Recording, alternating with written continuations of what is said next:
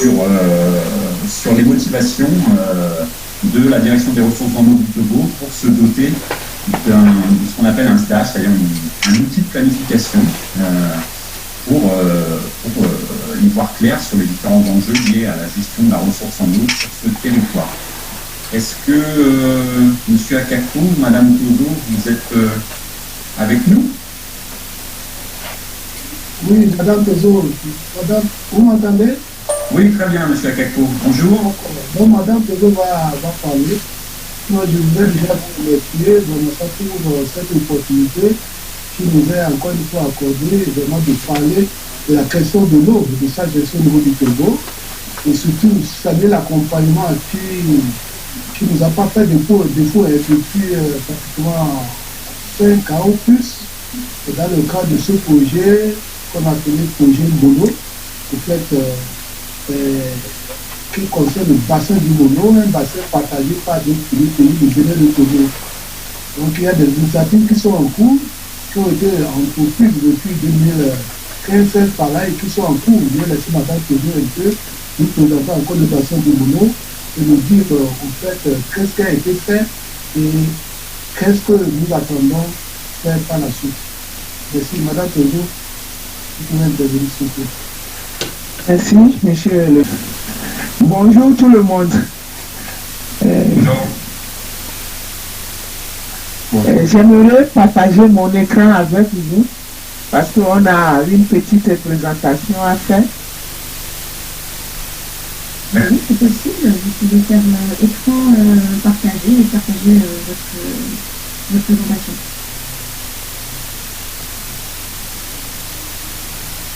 En bas sur le petit icône vert. Le petit icône vert en bas de l'écran. Merci. En tout cas, à mon niveau, c'est à l'écran. Oui, c'est bon. D'accord. Bonjour à tout le monde. Suite à l'introduction de M. Philippe Mouton et du directeur des ressources en eau, M. Akako, je vais vous présenter en quelques diapos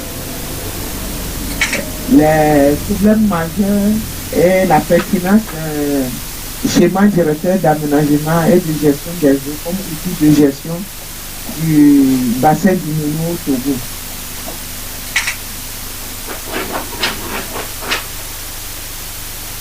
Je vais vous présenter premièrement le bassin du Mono, ensuite les problèmes et défis majeurs du bassin, ensuite la pertinence de l'élaboration d'un stage et enfin l'état d'avancement de l'élaboration du stage et les perspectives.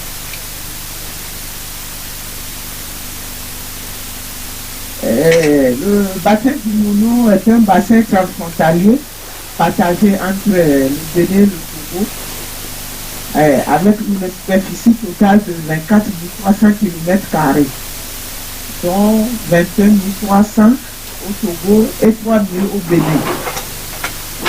Sur le plan administratif, la portion béninoise du bassin couvre 4 départements et 14 communes.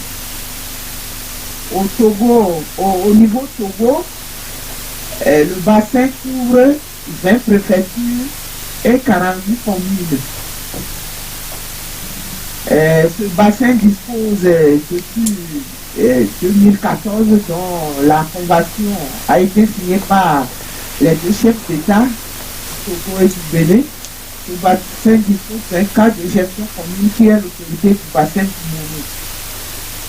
La direction exécutive est opérationnelle à partir du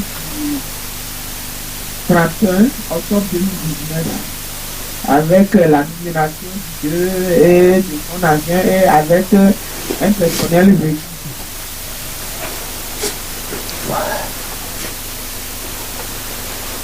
Quels sont alors les problèmes et les défis que nous rencontrons dans ce bassin partagé entre les deux pays? Essentiellement, nous avons la variabilité des équipements au changement climatique. Ensuite, nous avons la dégradation des écosystèmes aquatiques, les prolifération d'origines diverses. Nous avons également la prolifération des plantes aquatiques sur les plans et tout autres bassins.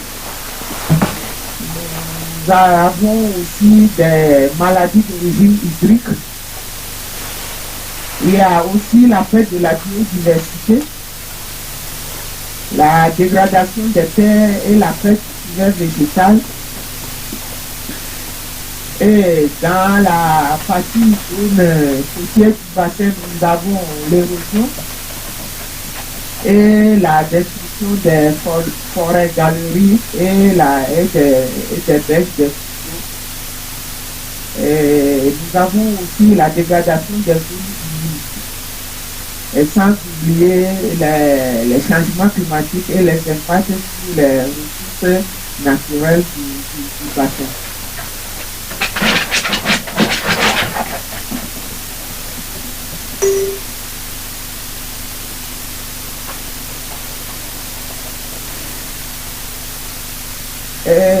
Quelle est la pertinence pour élaborer un stage de ce bassin? Cette pertinence se résume à deux niveaux. Premièrement, pour gérer les problématiques environnementales citées plus haut. Et ensuite, pour prévenir et gérer des risques de conflit entre les différents usagers d'eau et des ressources connexes dans le bassin, des conflits entre les pêcheurs au sein des pêcheurs, des conflits entre les éleveurs et les agriculteurs. Il y a aussi des conflits entre le service qui gère le grand barrage de Nakoto dans le bassin, entre les agriculteurs en aval de ce bassin. Et ces conflits existent déjà, mais avec la pression sur la ressource en eau et les impacts du changement climatique, ces conflits s'intensifient dans le bassin. Donc, c'est pour gérer ces deux grands défis majeurs du bassin et que la direction des ressources en eau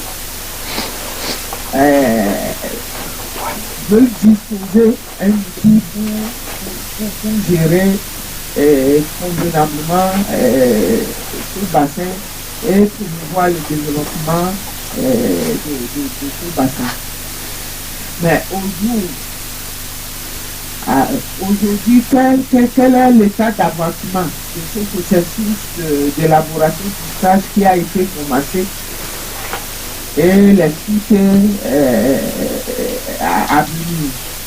Donc, aujourd'hui, nous disposons d'un rapport sur l'état des lieux et le diagnostic du bassin, avec un appui fort des deux partenaires qui est l'IMO et le PES, à travers le financement de l'Agence de l'eau et de Méditerranée.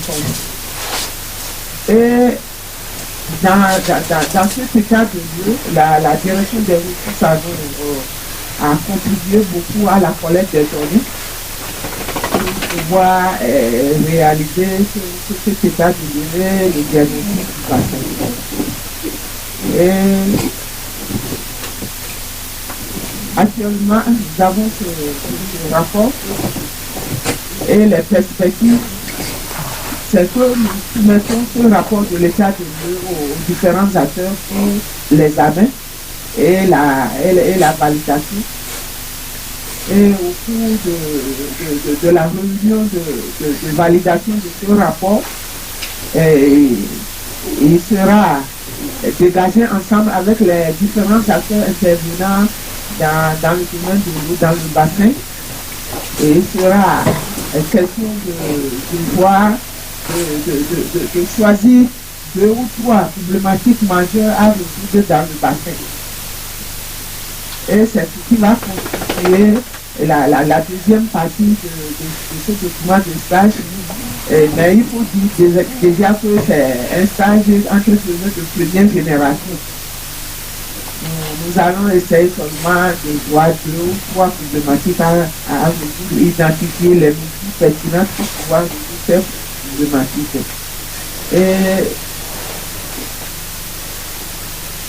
Et nous attendons toujours pour la deuxième partie, l'élaboration de la deuxième partie du stage, c'est-à-dire le stage proprement dit que nous attendons pour l'accompagnement de nos partenaires pour pouvoir avoir un document solide et en même temps, pas seulement un document solide, mais nous attendons aussi leur accompagnement pour pouvoir mobiliser les ressources financières nécessaires afin de permettre à la direction des ressources à nous et ses d'acteurs de mettre en œuvre les mesures qui seront identifiées pour résoudre quelques problématiques majeures que nous rencontrons dans le bassin. Voici résumé brièvement ce que nous avons à dire. Et je tiens également à remercier nos partenaires et nous à travers les deux Philippe pour l'appui constant qui nous fait d'apporter à la direction des ressources à nous. Merci à tout le monde. Merci beaucoup, Madame Tozo. C'est bon? Vous avez terminé? Oui. Bon. Merci beaucoup pour votre exposé très clair, pour nous préciser, déjà faire comprendre qu'est-ce que c'est qu'un stage, ce document de planification, à quoi ça sert, en quoi c'est utile pour les décideurs institutionnels. Là, nous parlons du Togo, mais c'est la même chose est valable pour le Bénin. Et comme vous l'avez bien rappelé à la fin, il ne s'agit pas uniquement de faire un rapport de plus qu'on va classer dans un tiroir, mais de le rendre opérationnel, ce rapport. C'est-à-dire d'être peut-être, comme vous l'avez dit aussi, un stage de première génération, donc peut-être moins ambitieux que d'autres stages, mais réaliste, et qu'on puisse opérationnaliser, c'est-à-dire qu'on puisse trouver aussi, comme vous l'avez rappelé, des financements pour prioriser 2-3 enjeux qui ont été décidés par les acteurs de ce bassin et commencer timidement à mettre en place, comme on l'a vu aussi avec l'exemple du Sénégal, des actions concrètes sur le terrain pour gérer les problématiques identifiées. Pour rappel, c'est vrai que c'était l'agence de l'euro de Méditerranée-Corse qui était à l'initiative de ce programme, et elle s'est dotée d'un stage en 1996, le premier stage de l'agence de l'euro de Méditerranée-Corse. Vous voyez, c'est pas si vieux. Voilà. Nous allons effectivement, comme vous l'avez rappelé aussi, donc il y a deux opérateurs d'appui sur ce programme, donc l'Office international de l'eau et le PSO. C'est pas anodin, c'est pas innocent d'avoir ces deux opérateurs qui travaillent ensemble. L'idée était justement, et rejoint complètement la démarche entreprise par cet appel à projet des agences de l'eau, de pouvoir rapprocher des démarches beaucoup plus institutionnelles, de mise en place de modèles de gestion intégrée des ressources en eau auprès d'autorités institutionnelles, de bassins versants, et de rapprocher ce travail-là d'actions terrain concrètes, donc qui pourrait être accompagné par le PSO. Donc c'est vrai que l'OIO travaille beaucoup plus sur les modèles institutionnels de GIR avec les agences de l'eau, et nous au niveau du PSO on est beaucoup plus en lien avec des acteurs terrain qui s'investissent sur des problématiques plutôt potable assainissement, qui sont des enjeux prioritaires, mais sur d'autres sujets, on peut aussi mobiliser ces acteurs-là sur d'autres sujets tels qui ont été évoqués par Madame Tozo. Donc on va continuer un petit peu, nous, à vous présenter en quelques slides, parce que Madame Tozo a déjà beaucoup déblayé le terrain. Est-ce que vous voyez là l'écran? Oui. D'accord. Donc là, on va faire une présentation à deux voix. Encore une fois, pardon, il y aura peut-être des questions pour M. Akako et Mme Tozo de la direction des ressources en eau du Togo, mais ça sera après, lors du temps d'échange qui sera consacré après.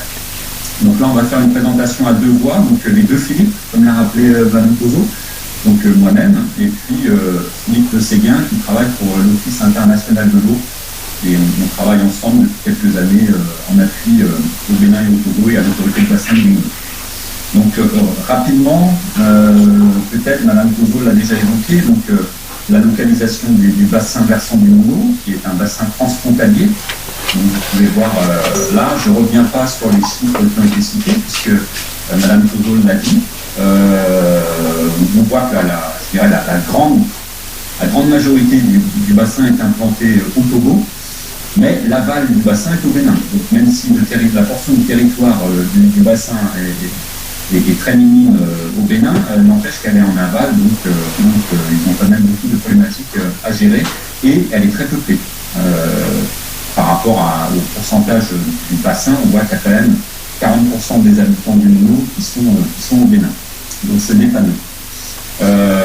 Comme on l'avait dit aussi, l'idée est de pouvoir vous amener, vous les participants, qui travaillent déjà au Bénin, au Togo, au Sénégal, mais là on est sur le Bénin Togo, à vous impliquer davantage sur ces territoires de coopération des agences de l'eau, et là plus particulièrement de l'agence de l'eau Seine-Normandie, en écho aux problématiques qui sont soulevées par ces partenaires institutionnels dans ces pays, le Togo et le Bénin, et là Madame de Togo vient de l'évoquer. Donc on voulait vous resituer de manière plus précise ces territoires de coopération institutionnelle du MONO. Donc Madame Togo l'a déjà évoqué rapidement également. On a pu réaliser une carte, alors c'est l'OIO qui a réalisé cette carte à partir des données collectées par la direction des ressources en eau du Togo.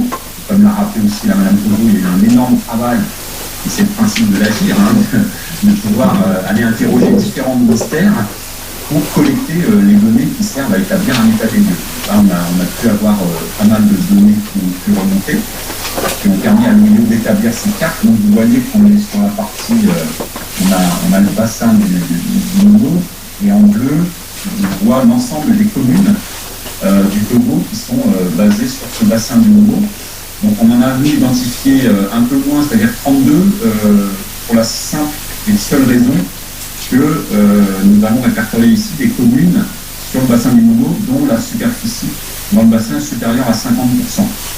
Ça, après, c'est des arbitrages à faire, mais c'est vrai qu'à un moment, il y a toujours ce conflit entre limites administratives et limites hydrographiques. Les deux ne s'entendent pas toujours. Donc, il faut un moment acter, parce que ça devient compliqué pour la gestion des données si on a une commune qui est partagée entre 2 ou 3 bassins versants. Donc le parti pris de dire que dès que la majorité du territoire de nos communes est sur un bassin, elle appartient à ce bassin. Donc, vous avez là la carte, et puis Carole là également, donc pour celles et ceux qui voudraient y voir plus clair sur les communes togolaises éligibles pour cet appel à projet, puisque basé dans le Mono, on pourra vous mettre à disposition ces cartes. Même chose pour le Bénin. Donc vous voyez, on a essayé de schématiser avec 3 cartes. Donc le bassin sur la gauche. Ensuite, une carte du Bénin. Vous retrouvez en fait les 2 départements vraiment concernés par le bassin du Mono en bas à gauche de la carte du Bénin, qui sont le bassin du Mono et du Koufo. Quand vous vous décalez un petit peu sur la droite, vous revoyez surligné en bleu les frontières hydrographiques du Mono Koufo, avec l'ensemble des communes béninoises qui sont donc sur ce bassin. Donc c'est vrai que Madame Tozo parlait de 14 communes au Bénin, nous on en a recensé 12, là aussi pour la simple raison que 2 communes sont plutôt au nord, une toute petite portion du Mono qui est au nord du pays, mais qui concerne en fait une fraction très limitée en pourcentage du territoire de ces communes, donc on a décidé de les exclure. Donc vraiment au Bénin, on a les 2 départements qui concentrent 12 communes béninoises qui sont dans le bassin de Mono. Donc voilà un petit peu pour vous situer avec des cartes. Donc on pourra vous mettre à disposition des territoires communaux éligibles au niveau du Togo et du Bénin sur le Mono. Comme peut-être vous avez pu vous en apercevoir, et que ce soit avec l'exemple du Sénégal ou du Togo, ce qu'avait rappelé Anne en préalable, c'est que la complémentarité recherchée, c'est vraiment de mixer des actions entre des modèles institutionnels de GIR qui sont développés avec les partenaires institutionnels et des projets de terrain de coopération décentralisée que vous, bon nombre d'opérateurs, menez menées sur ces territoires, sur l'eau et l'assainissement. Vous l'avez vu, que ce soit pour le Sénégal ou le Togo, on a listé un certain nombre d'enjeux. À vous de voir en 6 partenaires sur quels enjeux vous voulez prendre à le corps, qui intéressent ces territoires et qui sont priorisés par les modèles institutionnels de GIR. Donc l'idée est vraiment de bien imbriquer ces démarches institutionnelles avec des projets de terrain liés à l'eau et à l'assainissement.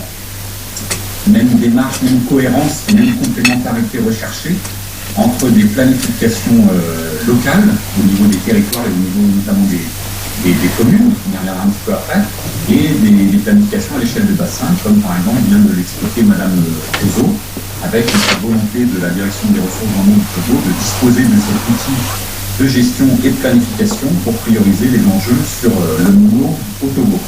Comment trouver une cohérence entre ces priorités définies à l'échelle d'un bassin et localement. Donc, comme on l'a vu tout au cours avec ces différents exposés, on est toujours confronté à gérer en fait une multitude d'enjeux autour d'une ressource unique. Et là, je laisse la parole à Philippe de l'OIO pour continuer la présentation avec aussi une carte qui illustre l'ensemble des problématiques françaises. Merci Philippe. Cette carte a été élaborée grâce au travail que nous menons ensemble avec Madame Tozo et M. Akako, la direction des ressources en eau au Togo. Et puis à la suite aussi d'un atelier qu'on a mené avec des représentants des différents ministères à Lomé pour essayer de localiser les différentes problématiques qu'on identifie sur le bassin versant. Alors, en premier lieu, on a bien sûr l'approvisionnement en eau potable, avec des différences très fortes entre les préfectures, et puis une augmentation des besoins qui se profilent à l'horizon, avec l'augmentation de la population, des activités économiques aussi, du développement économique du bassin. Les problèmes d'assainissement sont aussi à mentionner, avec une carence de données assez forte sur ces problèmes d'assainissement, qui nous amène à des problèmes de qualité d'eau, liés à l'assainissement et au développement des activités économiques. Alors, cette qualité de l'eau a été objectivée dans les eaux souterraines et des concentrations en nitrate fortes dans certains secteurs. Et puis, pour les aspects haute surface, il y a eu quelques mesures de qualité qui montrent des problèmes de matière organique et des problèmes bactériologiques qui engendrent des problèmes de santé derrière. Alors sur la carte, on voit aussi l'impact des activités anthropiques qui sont plus ou moins marquées selon le développement des activités et qui ont un impact sur la qualité de l'eau, sur la quantité, sur le déboisement, l'occupation du sol et la qualité des écosystèmes. Madame Tozo a évoqué le barrage de Nangbeto. Il y a aussi d'autres projets de barrages qui sont en cours sur le bassin du Mono. Le problème des inondations qui concernent surtout l'aval, dont la partie béninoise, sont aussi à mentionner. On a pu en avoir un exemple lors de notre dernière mission avec Philippe au Bénin. Et puis, comme dans de nombreux bassins versants, on a des ressources financières qui sont insuffisantes et puis un déficit de connaissances.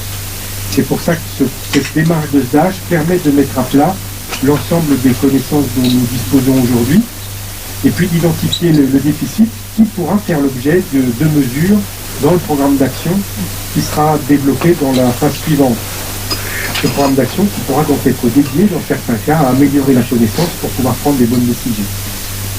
Alors ce programme d'action sera décliné en matière de les différents défis à relever, en matière de santé, de risque, de protection des populations, de connaissances, de gouvernance. Tout cela en bonne intelligence avec l'autorité du bassin du Mono nouvellement créée et nouvellement opérationnelle. Voilà ce que je peux dire pour les enjeux. Et pour la diapositive suivante, je vais te donner la parole, Philippe. Merci beaucoup. Donc voilà, Philippe le disait aussi, des problématiques fortes en termes d'approvisionnement en eau potable, assainissement également, mais aussi beaucoup de problèmes d'approvisionnement en eau potable. Donc là, vous pouvez voir à travers les deux cartes, donc à gauche, c'est une carte du taux de desserte en eau potable au niveau du Togo, et puis à droite, la carte du taux de desserte au milieu rural en eau potable au niveau du Bénin. Vous voyez qu'au Togo, on a repris quand même l'ensemble du bassin de Mono, là, où on voit, vous voyez que plus c'est foncé, moins, on va dire, il y a de problématiques, même si on sait que très bien que dans l'espace, c'est pas géré tout à fait de la même manière, même sur une commune ou une préfecture, c'est très hétérogène en termes de desserte. Et vous voyez à peu près les enjeux là où ils se situent les plus prégnants. Et puis sur la carte Bénin, à droite, si on retourne en bas à gauche du territoire béninois, où on retrouve le nombre de faux, vous voyez qu'on est sur des taux d'accès qui n'excèdent pas 40%, 33% sur le niveau et 38% sur le faux. Donc les enjeux sont forts et prégnants sur ce sujet de l'approvisionnement et de l'alimentation en eau potable.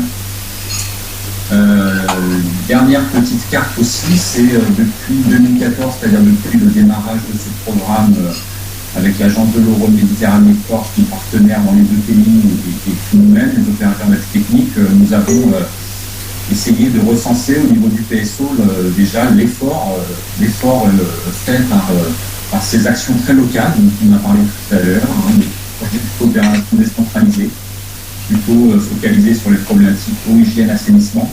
Et donc, depuis entre 2014 et fin 2020, on a pu recenser une cinquantaine de projets sur le bassin du Mono, avec la majorité des actions concentrées au Togo, ce qui n'est pas très étonnant, puisque 90% du bassin du Mono est au Togo.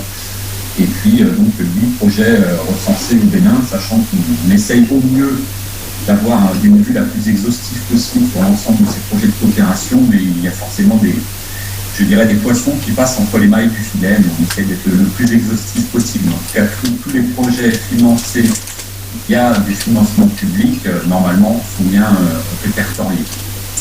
Donc voilà un petit peu pour la présentation qu'on vous a faite sur le Mono. Vous pourrez retrouver les supports et notamment les cartes pour vous guider à la fois sur les territoires et sur les différents enjeux relevés sur ce bassin du Mono. Si tu me permets, Philippe, je voulais juste remercier Madame Tozo et Monsieur Akakpo, ainsi que le directeur de cabinet du ministre, avec lesquels on travaille en bonne intelligence depuis de nombreuses années de manière efficace. Merci à vous, en plus d'être présent aujourd'hui. Voilà, c'est à souligner, c'est vrai qu'on a un suivi et une complémentarité d'action sans faille depuis des années avec la direction des ressources en eau du Togo. Donc voilà pour cette présentation sur le Mono. Je faisais suite à celle sur le Sénégal. Alors excusez-moi, c'est vrai que j'ai un peu les deux casquettes. J'avais la casquette d'animation générale du webinaire et puis sur cette partie spécifique sur le Mono. Donc comme on l'a vu, on vous a présenté des cartes où on voit que ce sont des communes, puisque au Bénin comme au Togo, c'est la communalisation intégrale du territoire. Au Sénégal aussi, on a des communes qui sont constituées, après avec des niveaux de compétences différents. Autant au Bénin, les communes sont responsabilisées en matière de gestion des services d'eau et d'assainissement, avec un nouvel acteur fort quand même qui intervient depuis quelques années, qui est l'Agence nationale de l'eau. Au Togo, c'est plus récent, mais depuis une loi votée en juin 2019, le processus de décentralisation a fait un bond en avant avec la communalisation intégrale du territoire et le reversement et le transfert de compétences spécifiques en matière de gestion des services d'eau et d'assainissement à ces nouvelles communes créées récemment. Et donc tout ça pour vous dire qu'on rejoint cette logique dont je t'ai parlé tout à l'heure, entre des planifications locales et des planifications de bassin. Vous avez à la fois des outils de gestion et des outils de planification qui sont en cours de réalisation, qui sont déjà mises en place à un niveau bassin ou à une échelle un peu plus vaste qu'une commune, comme au Sénégal par exemple. Et puis vous avez ces stratégies sectorielles qui sont définies par les États pour fixer le cadre réglementaire des politiques et des interventions en matière de gestion des services d'eau et d'assainissement. Donc, à travers les deux cartes qu'on vous a présentées pour le Mono, puis l'intervention de M. Cissé, on voit bien les défis et les besoins très importants identifiés en alimentation en eau potable, en assainissement sur ces territoires. Donc, le mot d'ordre, c'est aussi de vous, porteurs de projet, de bien prendre en compte ce cadre réglementaire, à la fois quand il existe au niveau des politiques bassins et au niveau des politiques communales, Donc se conformer aux documents de planification existants, quand ils existent, mais la majeure partie du temps maintenant les territoires dont on parle, ils existent. Associer les acteurs locaux en responsabilité pour la gestion des services d'eau et d'assainissement et vous conformer en fait aux modalités de gestion et d'exploitation qui sont en vigueur et qui existent dans ces territoires et au niveau des États et qui sont après mis en application à un niveau local, voire communal. L'objectif, voilà, l'idée c'était de faire passer aussi ces messages, de bien vous conformer au cadre existant dans les pays et dans les territoires. Pour vous aider, il y a des outils qui existent aussi. Nous avons pu nous formaliser au niveau du PSO à travers qu'on appelle des fiches pays. Donc c'est en gros une page recto verso qui vous donne la quintessence entre guillemets du cadre réglementaire et institutionnel de l'eau et de l'assainissement dans ces pays-là. Comme ça, vous savez exactement de quoi ils retournent. Avec aussi, on a des pages web plus spécifiques qui reviennent sur le Bénin, sur le Sénégal, sur le Togo. Ça va arriver, ne m'en voulez pas, Madame Togo et Monsieur Akako, c'est vraiment en cours. D'ici la fin du mois, il y aura une page web de Togo spécifique où vous pouvez retrouver l'ensemble de ces informations, cette stratégie, clés, ces informations clés, sur ces politiques, sur les acteurs institutionnels à associer, sur l'ensemble des projets déjà réalisés sur ce territoire, et puis une large bibliographie en ligne. Nous avons également des guides méthodologiques que élaborer au PSO pour vous aider également à vous accompagner dans l'élaboration de vos projets sur ces territoires si, suite à ce webinaire, vous décidez de franchir le pas et de l'engager dans la démarche. Voilà ce que je pouvais vous dire rapidement aussi sur cette combinaison essentielle entre ces planifications de bassin, ces planifications locales et se conformer au cadre réglementaire existant. Voilà, et bien je crois que maintenant la séquence suivante, on pourrait dire, c'est je vais redonner la parole à Anne de l'agence de l'eau Seine-Normandie pour qu'elle nous explique rapidement aussi les types de projets attendus. En fait, maintenant qu'on vous a exposé un petit peu plus en détail le cadre que Anne nous précise, qu'est-ce que l'agence de l'eau Seine-Normandie aimerait bien voir arriver sur sa table comme type de projet. Eh bien, je pense qu'on a fait un peu le tour. Je vais peut-être laisser le mot de la fin, comme on dit, à Anne. Et puis moi, de mon côté, je tenais déjà à remercier vraiment tous les organisateurs de ce webinaire. On ne va pas tous les citer, et puis particulièrement nos partenaires sénégalais et togolais qui se sont connectés beaucoup plus tôt que nous, parce qu'il y a 2 heures de décalage avec le Sénégal et le Togo par rapport à la France, et qui ont répondu présents. Voilà, merci, et puis je laisse Anne clôturer. Oui, merci à tous. Bon, c'est frustrant parce que nous, on ne vous voit pas, mais merci à tous d'être là, et puis à tous les participants intervenants, les partenaires effectivement du Togo, du Bénin, enfin du Bénin, non, il n'était pas là, du Sénégal avec M. Fissier, merci de votre participation, et de Grèce, l'Hôpital international de l'eau aussi, qui est un des opérateurs de l'agence, et puis les RRMA, merci beaucoup, Mme Soutien, le PSO également. Et puis voilà, j'espère qu'on va recevoir des beaux projets, et n'en doute pas. Et merci à Carole de faire ce lien entre vous et les agences.